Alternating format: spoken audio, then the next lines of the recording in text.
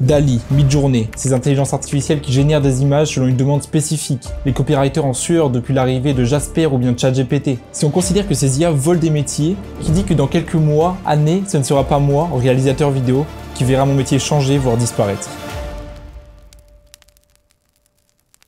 Pour développer la question, je vais d'abord définir les objectifs de deux IA dont on parle beaucoup en ce moment, à savoir ChatGPT et Midjourney. Si vous ne vous y êtes pas intéressé, ChatGPT est un logiciel de traitement de langage naturel créé par l'organisation américaine OpenAI et qui génère du texte automatiquement. Cette intelligence artificielle a été construite sur le principe du machine learning qui consiste en partie à s'adosser à une énorme base de données, en grande partie tirée du web. Au passage, c'est d'ailleurs lui-même qui vient de me générer cette petite description. Mais au-delà de la simple génération de texte, vous pouvez quasiment lui demander tout et n'importe quoi.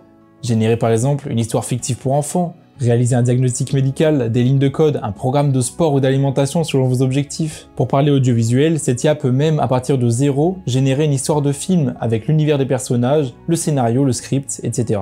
En ce qui concerne l'intelligence artificielle Midjourney, elle produit quant à elle des images à partir de descriptions textuelles. Vous pouvez vous-même d'ailleurs la tester en bêta sur le serveur Discord Midjourney. Si je vous parle de ChatGPT et de Midjourney, c'est parce que ce sont selon moi deux IA qui peuvent en inspirer plein d'autres dans le futur, dont certaines pourraient nous remplacer dans des parties de nos réalisations vidéo.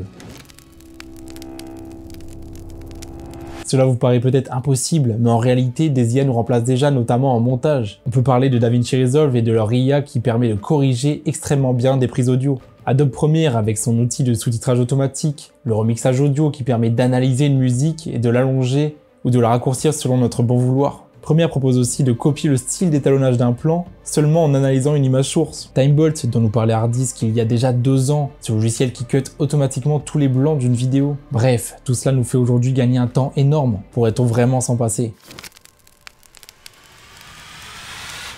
On peut maintenant totalement imaginer que dans un futur proche, il nous sera possible de demander à une IA de nous générer une séquence vidéo montrant par exemple un coucher de soleil filmé depuis les airs au-dessus des gratte-ciel de Londres avec un léger mouvement de travelling avant. Après tout, Midjourney et DALL-E le font déjà pour des images. Et une vidéo, c'est seulement plusieurs images mises à la suite. Est-ce qu'on pourrait pas encore aller plus loin en imaginant qu'en donnant nos plans à un logiciel et en lui définissant le style de montage que l'on souhaite, il serait capable de le réaliser? Exemple de cas concret, je pourrais lui demander 2 points.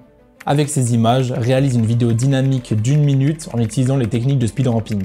On peut penser plus simple encore en lui demandant, avec ces images, réalise une vidéo en t'inspirant du style B-roll. Et dans ce cas-là, on pourrait même lui demander de s'inspirer de personnalités connues, Daniel Schiffer par exemple si on aime son style. Évidemment, en copiant un style connu, la question d'éthique se pose.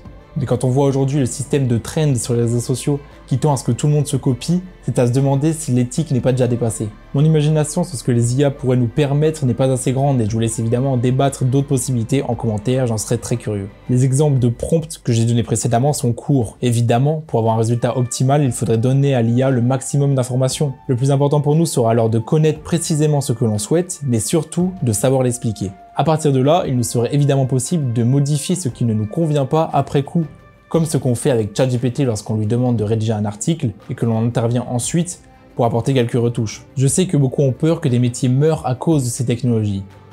Peut-être que ça arrivera, oui, mais probablement dans ce cas que d'autres métiers plus intéressants verront le jour.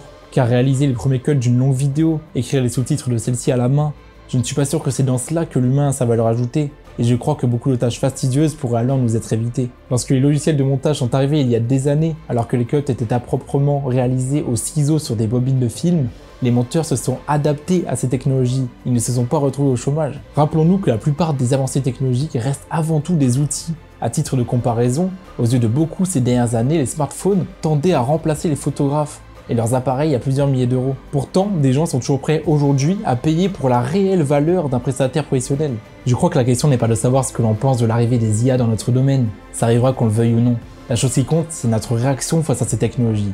Et personnellement, j'ai choisi d'en être curieux. Les commentaires restent ouverts. Merci à tous. Ciao.